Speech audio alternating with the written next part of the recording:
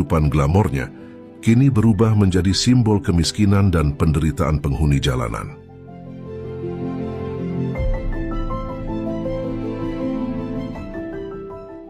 Masalah tunawisma di Amerika tuh bukan barang baru.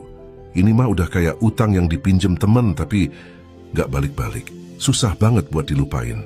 Kalau mau jujur, masalah ini udah ada dari zaman kuda gigit besi. Bahkan sebelum Amerika jadi negara, masalah ini udah jadi teman seperjuangan. Ya kalau diibaratin, tunawisma di Amerika tuh kayak penyakit menahun yang susah sembuh. Sejak zaman nenek moyang mereka masih pakai celana kodok, masalah ini udah jadi langganan. Mau dibilang penyakit keturunan juga boleh kali ya. Coba aja bayangin, dari generasi ke generasi masalah ini terus aja ngikutin kayak bayangan di siang bolong. Jadi kalau ada yang bilang tunawisma di Amerika itu fenomena baru, kayaknya dia lagi ketiduran pas pelajaran sejarah. Kalau kita telusuri sejarahnya, ternyata masalah tunawisma ini udah jadi isu sosial di Inggris sejak abad ke-14. Jauh sebelum Amerika jadi negara. Pas orang-orang Inggris lagi asik-asiknya bikin onar, yang namanya tunawisma udah lahir di sana pada abad itu. Katanya sih gara-gara pada nggak punya kerjaan dan kelaparan. Bahkan di abad ke-16, orang yang nggak punya rumah bisa diciduk polisi karena dianggap kriminal. Kayak udah ngelakuin kejahatan besar aja. Padahal alasannya nggak masuk akal. Takut ganggu kenyamanan orang-orang yang punya rumah bagus. Gila kan? Nah, saking banyaknya gelandangan, pemerintah Inggris waktu itu sampai punya ide cemerlang. Membuang para gelandangan ini ke Amerika. Kebetulan, Inggris lagi nyari tenaga kerja gratisan buat koloninya di Amerika. Mengirim para gelandangan ke sana adalah solusi ajaib buat masalah mereka. Para gelandangan ini pun jadi tumbal. Jadi bisa dibilang Amerika itu udah dari awal dibangun di atas fondasi kemiskinan para gelandangan yang diimpor dari Inggris.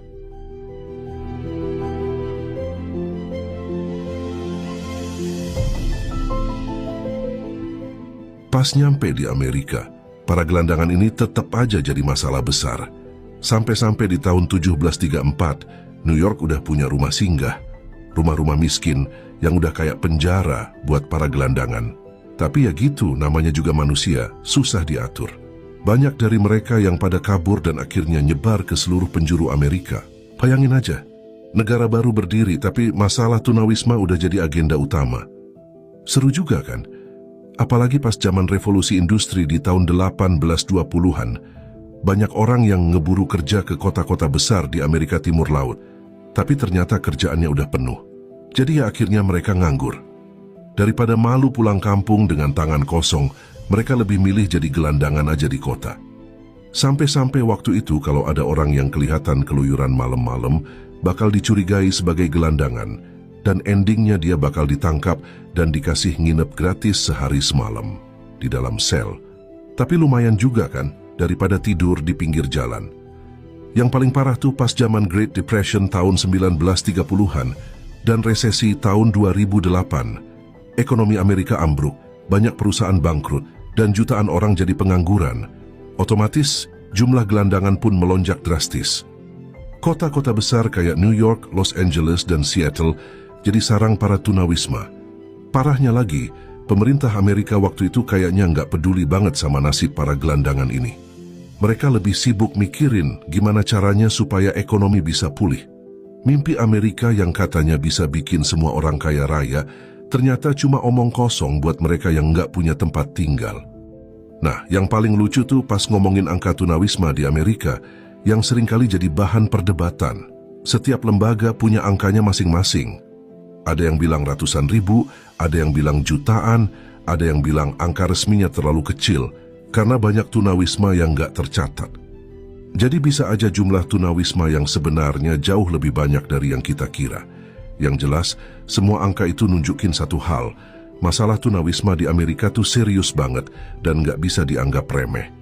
Mari kita lihat jumlah penduduk Amerika. Data dari Worldometers, penduduk Amerika itu 345 jutaan. Kalau memang benar jumlah tunawisma di Amerika, totalnya cuma 653 ribuan, itu artinya jumlah tunawismanya cuma 0,19% aja. Kita bulatkan aja jadi 0,2%. Sampai sekarang, Yang 0,2% ini masih aja jadi PR yang belum terselesaikan.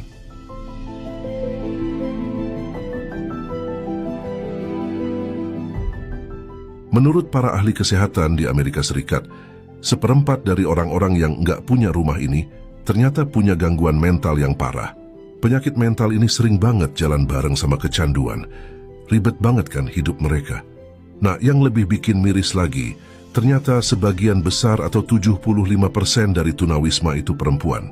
Dan parahnya, 9 dari 10 perempuan ini pernah mengalami kekerasan fisik atau seksual dalam hidup mereka. Kasian banget kan? Udah hidup di jalanan masih aja dapat sial. Mereka seringkali jadi sasaran bahkan di antara sesama perempuan. Tapi kok kebanyakan perempuan ya? Ternyata banyak dari mereka yang kabur dari rumah karena nggak tahan lagi dilecehkan oleh suami atau anggota keluarga lainnya. Bayangin aja, mimpi semua wanita itu punya suami yang kayak pangeran berkuda putih. Lah ini punya suami kayak kardus bekas, dompet lebih tipis dari sehelai karton, sering ngasih tamparan gratisan pula. Siapa yang tahan? Daripada jadi korban terus-terusan, mereka milih kabur aja dari rumah dan terpaksa jadi gelandangan. Nggak jarang juga mereka kabur sambil bawa anak mereka. Jadi ya, anak-anaknya juga ikutan nyicipin kehidupan di jalanan.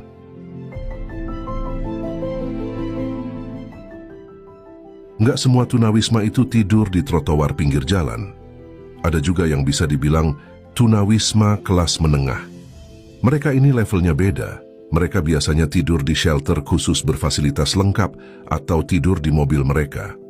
Tiap malam mereka cari spot parkir gratis buat ngeringkuk nyaman di mobil. Meski rumah nggak punya, mereka tetap pergi kerja, pakai dasi dan senyum kayak orang normal. Jadi gelandangan di sini bukan berarti mereka semua jobless, pengangguran atau pengemis. Banyak juga yang punya kerjaan, tapi penghasilannya nggak cukup buat sekedar bayar kosan. Jadi, ya terpaksa ngegelandang. Singkat kata, masalah tunawisma di Amerika itu bukan sekadar soal orang yang lagi lupa cara bahagia atau ketagihan sesuatu. Ini tuh campuran racikan masalah sosial yang kompleks, ketidakadilan sosial, kemiskinan, dan kekerasan yang udah jadi paket komplit. Klaim mereka sebagai negara paling maju dan sejahtera jadi pertanyaan. Semakin kita lihat kenyataan di lapangan, makin jelas aja kalau negara yang katanya cinta banget sama kapitalisme ini kayak lagi main petak umpet sama kemunafikannya sendiri. Katanya Amerika itu kan negara superpower, negara paling maju di dunia, punya teknologi canggih, dan katanya udah bisa ngirim orang ke bulan.